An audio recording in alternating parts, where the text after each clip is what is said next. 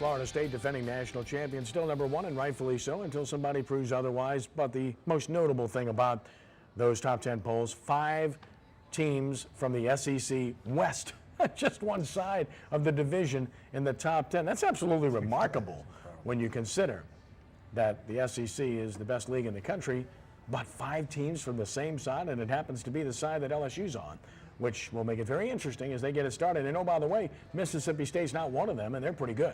And that's what LSU has coming up this week. Now, we look at LSU this past week, and the Tigers took care of business against Louisiana Monroe, and they did it with stifling defense, making enough plays on offense. Good throw by Jennings. Trayvon Durrell played. That was good. Amy, we weren't sure he's going to play. He had an accident last week and had some abrasions, but he was able to put a helmet on and play, and that paid off for the Tigers. Well, and LSU coming into this game against Mississippi State, it'll be very interesting to see, exactly what they are made of. We've seen them over the past couple of weeks, and both times pitching shutouts, which who can remember the last time LSU's defense was able to do that? But the whole point of it being that, I think that this is going to be a true test into the moxie of this team, and I think join most LSU fans in the state of saying that, let's get a real look at what the Tigers are made of this year. Leonard Fournette scoring, Brian. The defense doing its job. Darrell Williams ran the ball well. 16 freshmen playing. Remarkable recruiting job, obviously, when you look at the young players that step in and perform as they do. I agree totally with you. I echo Amy. I think, we're all ready to get the cream puffs off the schedule here and get into the heart of the SEC.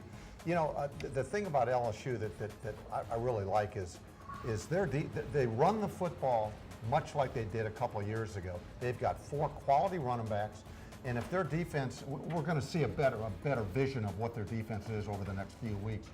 Because, but 31 straight possessions without a score, right? That's impressive. Regardless of who you're playing. 31-0 win, right. Rick, and they're right on schedule, right where they needed to be, right where they're expected to be heading into Mississippi State. Well, what I really like about LSU is letting the young guys get a lot of experience. There's a lot of freshmen playing on that team, and all those guys getting a lot of playing time. 400th all-time win in Tiger Stadium, you saw the stat, and of course, when you look at what they've accomplished over the years, it's pretty impressive, and they ran the ball very well, but more importantly, Amy, they held Louisiana Monroe to 93 total yards. Wow. That's pretty impressive. Well, and their defense is playing tremendous. I think that the true test is going to be as we get into the heart of the SEC schedule, and they're going to be dealing with offenses that certainly are very capable of being able to find those holes and punch the ball in. How does LSU's defense respond at that point? And like I said, when we get to SEC play with LSU, it always becomes the true test for these teams year after year. Tigers have a tremendous winning streak over State, especially in Baton Rouge, Brian, but this is a good State team, and Dak Prescott's a heck of a quarterback, a Louisiana product that got away. He can make plays running and throwing. Kenny, you know what I like about what we've seen from LSU so far is that, Anthony Jennings is going to be a game manager. Okay, and as long as they can run the ball effectively like they have been, if they can continue to do that in the heart of the SEC, they're going to be competing for the national championship. I'm going to say it flat out here. Their defense is going to get better. They've got so much ability on defense and offense. But if Anthony Jennings, if they just tell him don't try to win the game, just don't lose the game, they got enough playmakers on offense and defense to make it work. That kind of summarizes them, Rick. They're never really pretty on offense. They just need to be efficient because they kick it well and they play really good defense. Well, the thing about it is the speed. If you look at LSU game, everybody flying around. They look way faster than the other opponents. And that's what counts. The whole secondary look fast. A lot of these guys, you see them guys getting ready for Sunday because they man-to-man coverage guys, and they'll fight you at the line of scrimmage. And that's what I like about a defensive back.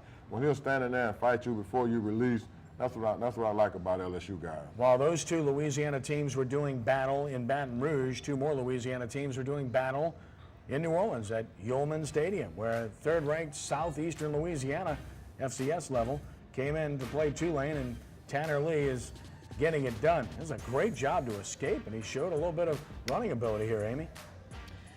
Yeah, Tanner Lee looked actually very good, and let me tell you, aside from how they looked on the field, the other thing that I was really excited to see was the attendance at this game. Over 26,000 were in UL Stadium to see this, but aside from that, looking at the Tulane game, the defense, yes, Tanner Lee looked good. He had that one really great 15-yard touchdown pass. He put it right there on the dime, but aside from that, their defense looked better than we've seen in the first two games. And Tulane, especially playing at home, I think came up with a very big in-state win that they needed. Put them away early, Brian, 28-3 at the half, and really too much to overcome for the Lions. Yeah, they made a statement. They rocked Brian Bennett's world early, and coach will even tell you, I don't think he ever really recovered from that.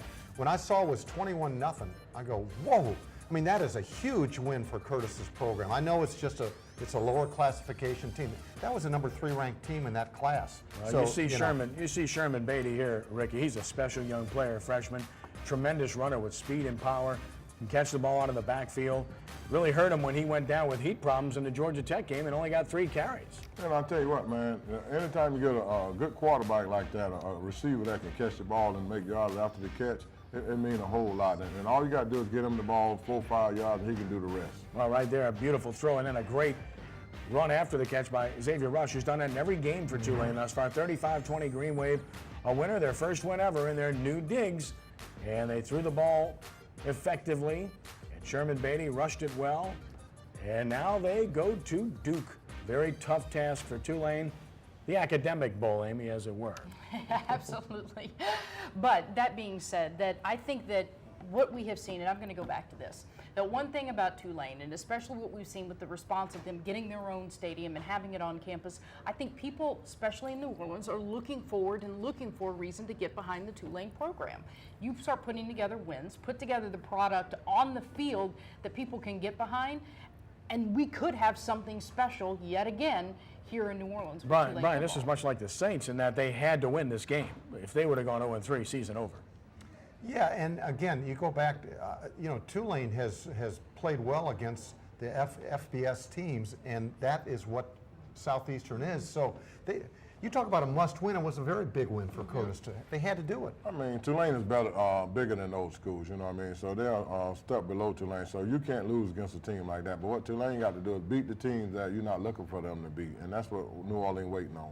Yeah, but you know what, Rick? I tell you what, you look at their schedule, though, there's not a lot of gimmies on their schedule. No, the schedule's much tougher. That's the problem. That's why this win had to have it, and they got it. Yeah. We'll take a time out here. When we return in just a moment, we'll turn our attention to high school football and our first NBC Bank Prep Showcase, some highlights, our Prep Player of the Week, and more as sportsNOLAtv continues from Premier Honda, Chrysler, Jeep, Ram in New Orleans East.